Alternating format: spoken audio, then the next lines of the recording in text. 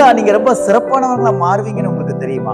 நிறைய காரியங்கள் நான் சிறப்பா இருக்கணுங்கிறதுக்காக, என்னை சிறப்பாய் மாற்றுவதற்காக பல காரியங்களை நான் செய்வது உண்டு. அதற்காக பல முயற்சிகளையும் செய்வது உண்டு. அப்படித்தானே? நீங்க நான் நல்லவன் காட்டுறதுக்கு நிறைய காரியங்களை நீங்க அடையாளப்படுத்துவீங்க. நான் ரொம்ப அழகா இருக்கேன்னு காட்டுறதுக்கு பலவிதமான யுக்திகளை நீங்க கையாளலாம். ஆனால் பரிசுத்த வேதாகமும் எப்படி சொல்லுகிறது தெரியுமா? நான் உங்களுக்காக ஒரு வேத வசனத்தை வாசிக்கிறேன் பாருங்கள்.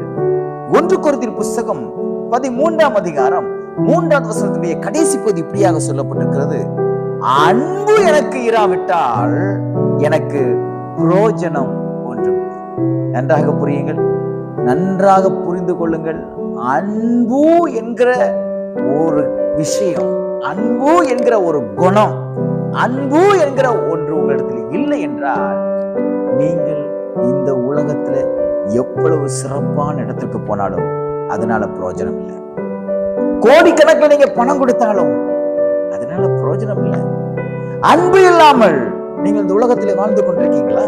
கர்த்தர் இன்றைக்கு உங்க கூட பேசுகிறார். இந்த நாள் ஒரு மாற்றத்தின் நாளாக தேவன் உங்களுக்கு மாற்றி கொடுப்பாராங்க. எப்படிப்பட்ட ஒரு மாற்றம் தெரியுமா?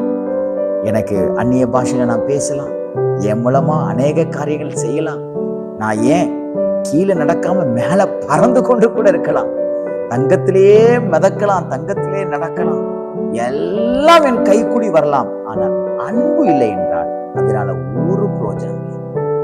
இந்த 13ஆம் அதிகாரத்துல பாப்பீங்கன்னா 12ஆம் அதிகாரமும் 14ஆம் அதிகாரமும் வரங்களை பற்றி சொல்லப்பட்டிருக்கிறது.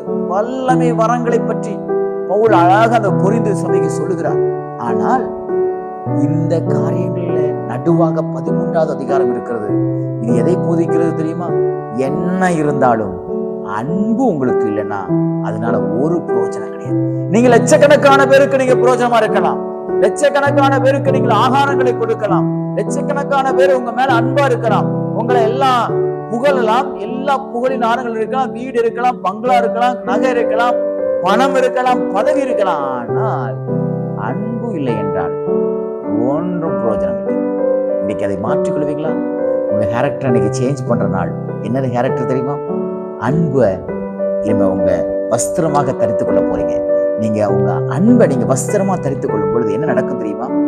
எல்லா ஜனங்களும் உங்களை பார்த்து இகழ்வதில்லை, புகழுவார்கள். இந்த நாள் ஒரு புகழ்ச்சி நாளாக தேவன் மாற்றிக் கொடுப்பாராக. எப்படிப்பட்ட ஒரு புகழ்ச்சி?